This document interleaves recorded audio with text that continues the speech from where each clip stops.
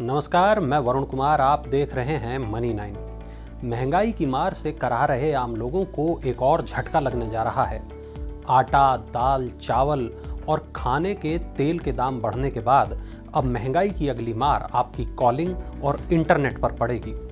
देश की 3 बड़ी टेलीकॉम कंपनियां एयरटेल, रिलायंस जियो और वोडाफोन आइडिया टैरिफ बढ़ा सकती हैं।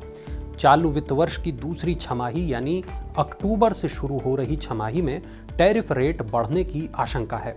टैरिफ रेट बढ़ने का मतलब है कि डेटा और कॉलिंग के एवज में आप जो पैसा भर रहे हैं वो बढ़ जाएगा। रेटिंग एजेंसी क्रिसिल ने अपनी रिपोर्ट में कहा कि तीनों टेलीकॉम कंपनियां आने वाले वक्त में टैरिफ रेट में एक बार फिर से बढ़ोतरी कर सकती हैं। इससे पहले पिछले साल के अंत में कंपनियों ने टैरिफ बढ़ाए थे। अनुमान जताया गया है कि वित्त वर्ष 2022-23 में दूरसंचार कंपनियों की कमाई यानी रेवेन्यू में 20 से 25% तक वृद्धि हो सकती है।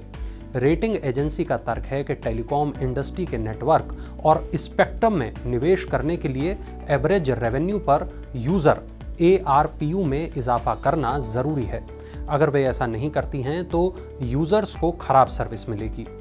ARPU से तात्पर्य है कि हर यूजर से औसतन कितनी कमाई हो रही है।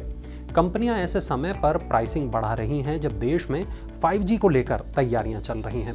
पिछले वित्त वर्ष यानी 2021-22 में एवरेज रेवेन्यू पर यूजर यानी ARPU में 5% की ग्रोथ हुई थी। कंपनियां 2022-23 में इनमें से 15 से 20% की तेजी लाने की तैयारी में हैं। रिपोर्ट्स की माने तो कंपनियां चालू वित्त वर्ष की दूसरी छमाही में अपने प्लान के दाम बढ़ा सकती हैं। टेलीकॉम सेक्टर में रिलायंस जियो की एंट्री के बाद दूसरी कंपनियों को पिछले कुछ सालों तक लो प्राइसिंग कंपटीशन से जूझना पड़ा। दिसंबर 2019 से दूरसंचार कंपनियों ने टैरिफ बढ़ाना यानी प्लान महंगा करना शुरू किया। टेलीकॉम रेगुलेटर ट्राई के मुताबिक मार्च 2022 में देश में टेलीकॉम यूजर्स की कुल संख्या बढ़कर 116.69 करोड़ हो गई है। नए मोबाइल सब्सक्राइबर्स के मामले में एयरटेल और रिलायंस जियो फायदे में रहीं।